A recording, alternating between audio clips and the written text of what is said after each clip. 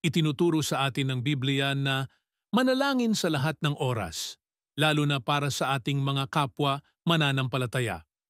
Tayo ay pagpapalain sa paggawa nito, gaya ng natutunan natin sa aklat ni Job.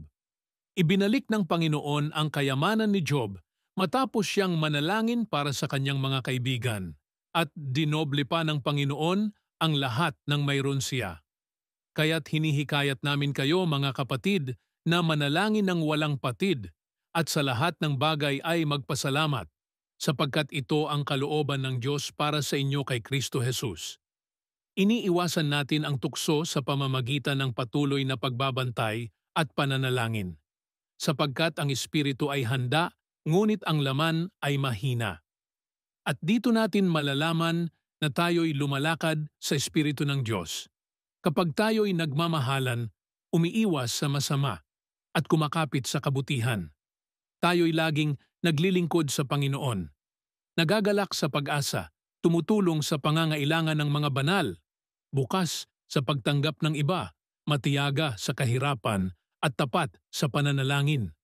Kaya't manalangin sa lahat ng oras at huwag mawalan ng pag-asa, sapagkat iingatan ng Diyos ang kanyang mga hinirang na tumatawag sa kanya araw at gabi.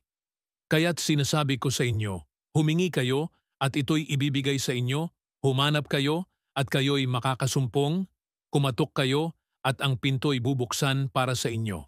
Sapagkat ang bawat humihingi ay tumatanggap, at ang naghahanap ay nakasusumpong, at sa kumakatok ay binubuksan.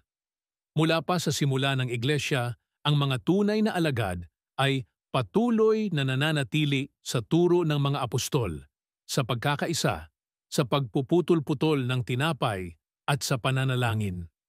Malapit nang bumalik ang ating Panginoon, kaya't maging maingat kayo, baka ang inyong mga puso ay mabigatan ng labis na kasayahan, paglalasing at mga alalahanin sa buhay na ito, at bigla na lamang dumating ang araw na iyon sa inyo, sapagkat darating ito na parang bitag sa lahat ng naninirahan sa ibabaw ng lupa.